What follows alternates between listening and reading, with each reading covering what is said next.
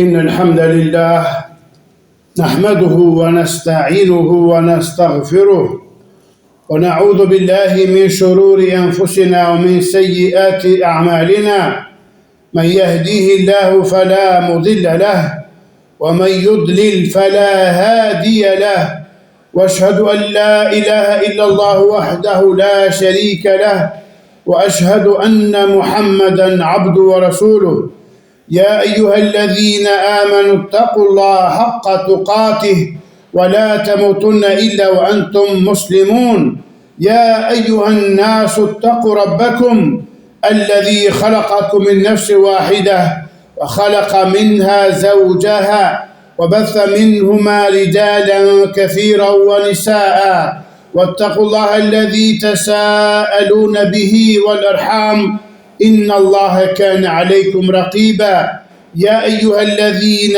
آمنوا اتقوا الله وقولوا قولا سديدا يصلح لكم أعمالكم ويغفر لكم ذنوبكم ومن يطع الله ورسوله فقد فاز فوزا عظيما أما بعد فإن خير الحديث كتاب الله وخير الهدي هدي محمد صلى الله عليه وآله وسلم وشر الأمور محدثاتها وكل محدثة بدعة وكل بدعة ضلالة وكل ضلالة في النار أما بعد عباد الله të nderuar besimtar, do të flasim në këtë gjumat të begat për hutben me temë frytet e besimit në bazat e imanit. Të gjitha lavdrimet e përsosura me dashuri, madhrim dhe përulje i përkasin vetëm Allahut. Atë e lavdërojmë, ndihmë dhe falje vetëm prej tij kërkojmë. Tek Allahu kërkojmë strehim dhe mbrojtje nga sherri i vetëve tona dhe nga punët tona të liga. Atë që Allahu e udhëzon nuk ka kush ta humbas, dhe atë që Allahu e humbi nuk ka kush ta udhëzoj përpos tij.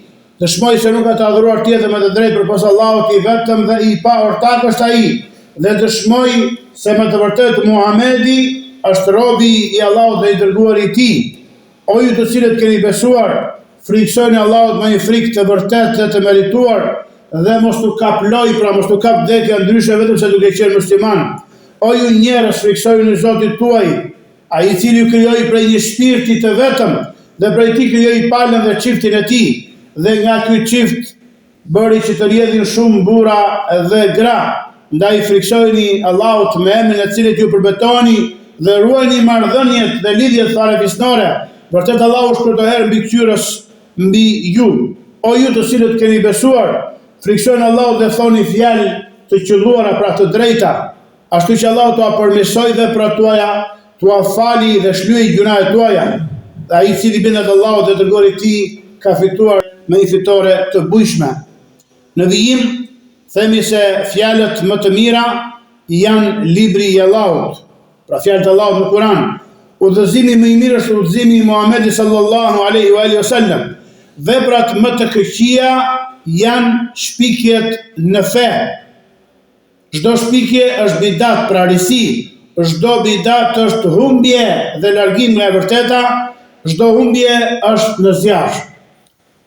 Do të flasim sot, pra siç e dëgjuam, për frytet e besimit në bazat e imanit.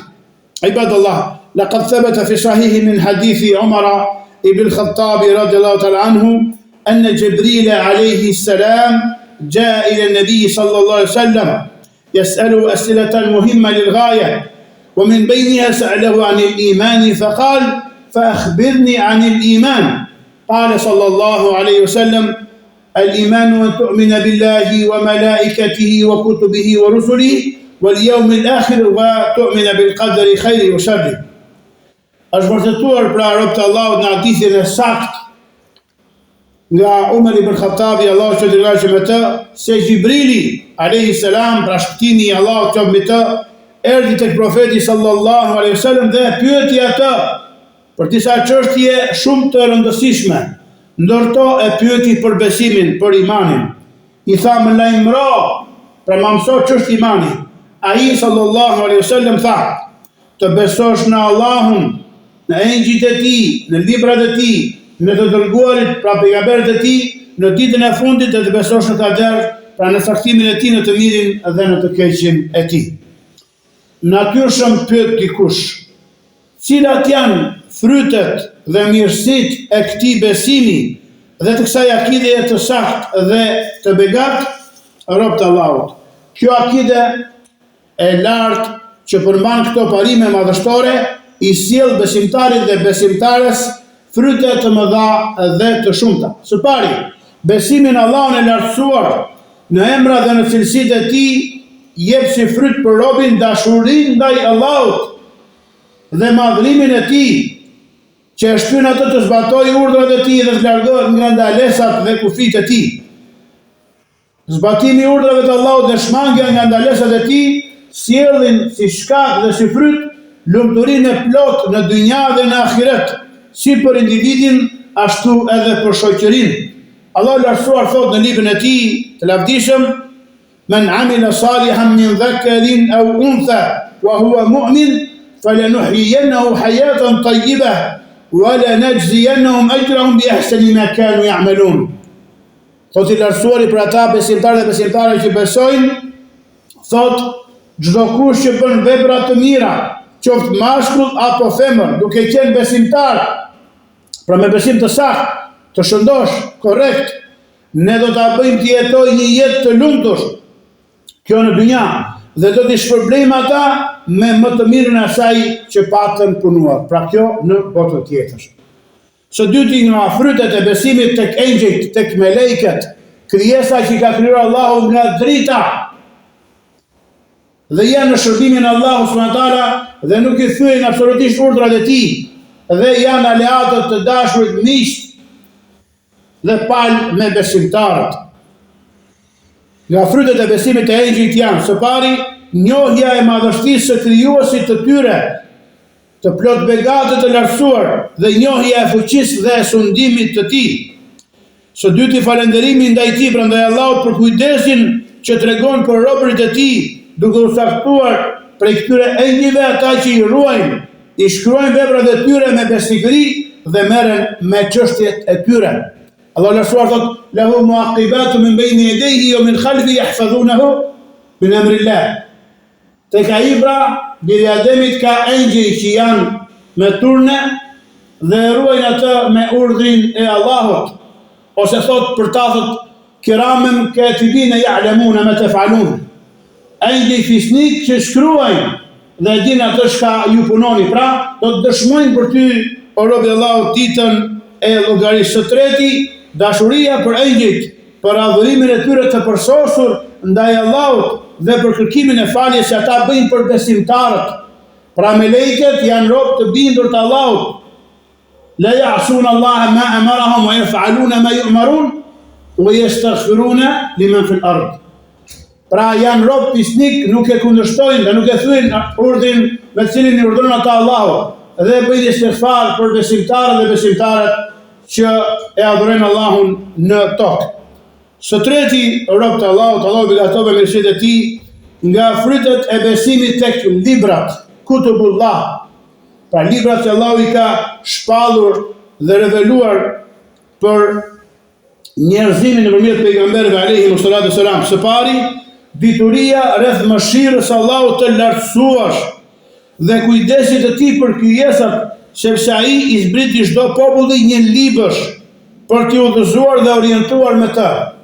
Pra Allahu nuk na la, na krijoi, na furnizoi dhe nuk na la të hutuar apo si ajo ania pa busull, të pa orientuar, por se dërgoi për ne pejgamber dhe atyre u shpalli libra. Pra kjo nga mëshira e tij, ashtu që ta orientoi drejt tij, pasi që shejtanët çfarë dhe djajt i devijuan dhe i hutuan dhe vazhdojnë ta bëjnë këtë me bijtë e Ademit.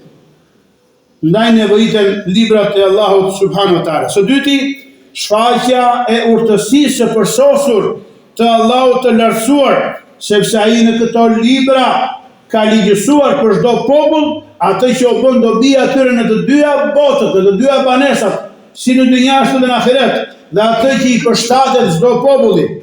Dhe libri i fundit, vula e gjitha shpalljeve qiellore, Kurani famlart, është i përshtatshëm dhe i vlefshëm për të gjithë njerëzit në çdo kohë dhe në çdo vend deri në ditën e Kiametit. Së treti, falënderimi ndaj Allahut të lasuar për këtë dritë, pra Kurani është dritë. Kush është në errësirë, nëse kapet pas Kuranit, kthehet te Kurani, do të gjejë dritë, udhëzim, mëshirë dhe mirësi. Nga frytet e besimit tek të dërguarit alayhimus salatu wassalam janë së pari njohja e mëshirës së Allahut të lartësuar dhe kujdesit të tij për krijesat, sepse ai u dërgoi atyre këta të dërguar fisnik për udhëzim dhe drejtim për ta. Së dyti, falënderimi ndaj Allahut për këtë mirësi të madhe. Dhe së treti, dashuria për të dërguarit alayhimus salam, pasimi i tyre, respektimi dhe lavdërimi i tyre me atë që u takon dhe që meritojnë, pa teprim dhe pa mangësi, sepse ata janë të dërguarit Allahut të lartësuar dhe të përzgjedhurit e robërve të tij, e kanë plotësuar dhe përmbushur me besiguri të lartë misionin e tyre dhe i kanë kryer adhurimet për Allahun, e kanë përcjell fen dhe shariatin e tij, i kanë këshilluar robërit e tij dhe kanë qenë të durueshëm ndaj lëndimeve dhe krishterëtimeve të njerëzve. I them këto fjalë, i kërkoj falje Allahut për mua dhe për ju dhe për gjithë besimtarët, kërkoni atë falje vërtet, ai është falës dhe mëshirues i madh.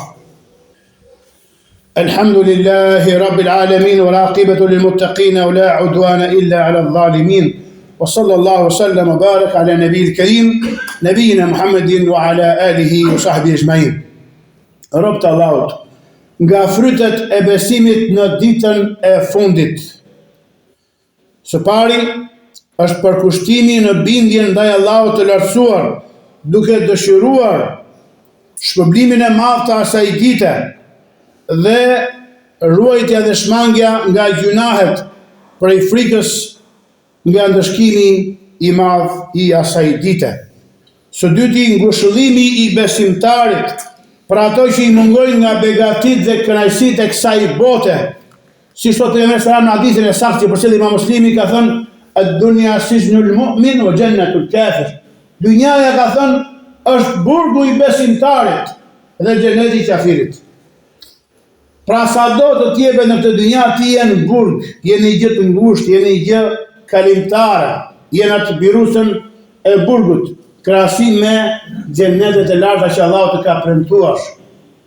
Pra ngushëllimi besimtarit për ato që i mungojnë nga begatit dhe kënaqësitë e kësaj bote, me ato që ai shpreson të arrijë nga begatit dhe shpërblimet e pafundme të botës së tjetër. Allahu mos ta privoft nga këto begati në xhenetet e larta. Së gjashti dhe së fundmi nga frytet e besimit në kader. Së pari, mbështetja absolute dhe totale tek Allahu i lartësuar, duke marrë shkaqet e lejuara dhe të ligjësuara prej tij. Nuk thojë mbështet Allahut dhe i lë shkaqet se bëhet kjo. I mbështetesh Allahut, por se e mbjell farën, kujdesesh për gjën e gjallë, i bën ismetin punës, studion, mëson, bën tregti, lejuara, pra i bën të gjitha sebebet. Dhe i mbështetesh Allahut subhanahu wa taala. I tha pejgamberi sallallahu alaihi wasallam, tha mbështete Allahut dhe lidhe kafshën tënde para se të falësh. Pa që mos iki. Sepse shkaku dhe pasoja të dyja këto janë me saktimin dhe vendimin plot urtësi të përsosur të Allahut subhanahu wa taala. Së dyti, qetësia e shpirtit. Ai që beson në kader është i qartë në shpirtin e tij, në zemrën e tij, në nefsin e tij. Siguria e zemrës, sepse kur njeriu e di se ajo që ndodh është me saktimin e Allahut të lartësuar dhe se ajo që është e pakëndshme dhe urryer për të është e pashmangshme, atëherë shpirti qetësohet, zemra sigurohet dhe robi pajtohet me saktimin dhe me kaderin e Zotit të tij. Dhe nuk ka njeri që jeton më mirë, që ka shpirt më të qetë dhe zemër më të sigurt se ai që beson në kaderin e Allahut subhanahu wa taala, qoftë ai i miri apo i keq, qoftë ai i ëmbël apo i hidhuri i tij. Siç ka ardhur në hadithin e saktë në Abdullah ibn Abbas radhiyallahu anhu, se pejgamberi sallallahu alaihi wasallam ka thënë, ka këshilluar të djalësh duke i thënë: "Wa'lam anna ma asabaka lam yakun li yukhti'aka, wa ma akhta'aka lam yakun li yusibaka, wa'lam anna an-nasra ma'a as-sabr, wa anna al-faraja ma'a al-karb, wa anna ma'al usri yusra. I tha këtij djaloshi, dëgjoj këtë porosi, dhe dije se ajo që të ka goditur nuk ka qenë as gabimisht as rastësisht, dhe ajo që nuk të ka goditur nuk mund të kishte goditur. Dhe dije se fitoria është me durimin, se zgjidhja vjen bashkë me fatkeqësinë dhe se së bashku me vështirësinë vjen lehtësia. Hadithin e përcjell Imam Ahmedi. Së treti, besimi në kader o rob të Allahut, ndaj është shumë e rëndësishme që besimtari ta njohë kaderin, sipas besimit të njerëzve të Sunnit dhe Xhamatit, siç e besonte dhe na e ka mësuar profeti e selam, dhe besuan shokët e tij dhe brezat e mirë mbas tyre. Së treti, besimi në kader për fryteve të tij është se largon dhe mënjanon vetë pëlqimin kur arrihet ajo që dëshirohet, sepse arritja e saj është një mirësi nga Allahu dhe do falënderoj Allahun për të, jo t'i atribuosh vetes. Si rezultat i shkaqjeve të mirësisë dhe suksesit që ai të ka caktuar, është provë për ty. Nëse je i suksesshëm, është nga Allahu. Kujdes, këtë sukses së pari kujt do atribuosh, dhe së dyti si do e përdorësh. La ilaha illallah. Prandaj duhet të jesh falënderues ndaj Allahut për këtë dhe të largohesh nga mburrja dhe nga vetë pëlqimi.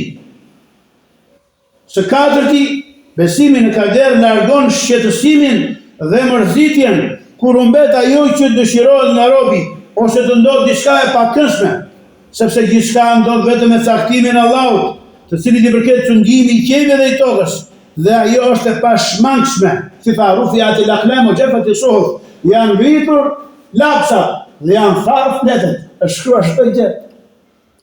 Prandaj duhet durim dhe vetë përmbajtje, sidomos kur ndodhi fatkeqësi, gjëra të hidhura, gjëra të rënda, të pakënaqshme dhe pa dëshiruar për shpirtin, vdesje familjar, humbetje gjë të gjallë, humbetje vend pune me radhë.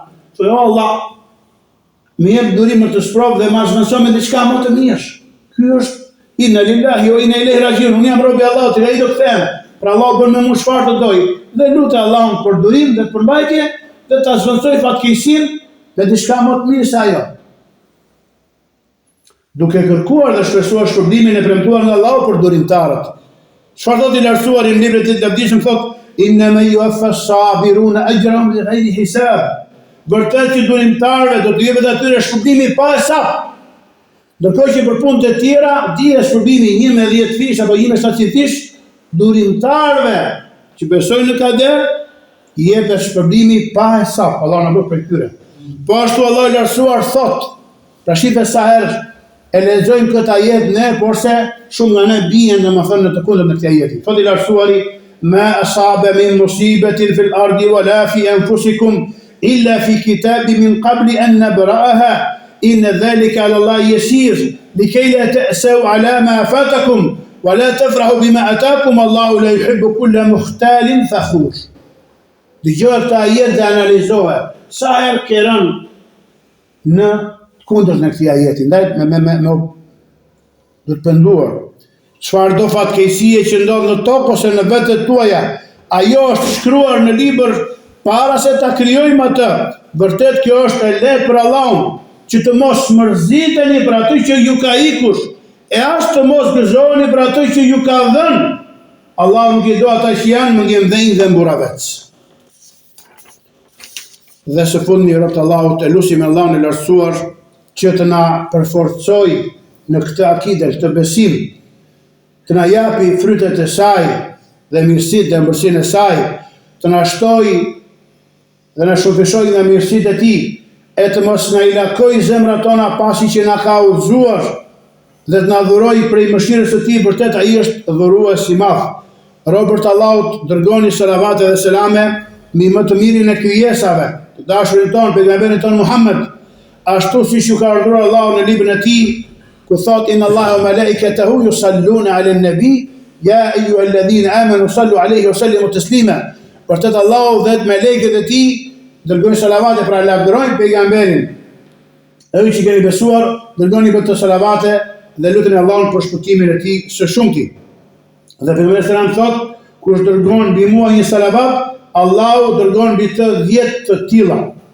O Allah, lavdëroj dhe shpëtoj dhe begatoje pejgamberit ton Muhammed sallallahu alaihi wasallam, familjen dhe shokët e tij ashtu siç i lavdërove, begatove dhe i shpëtove Ibrahimin dhe familjen e tij, vërtet ti je i lavdëruari dhe i madhëruari.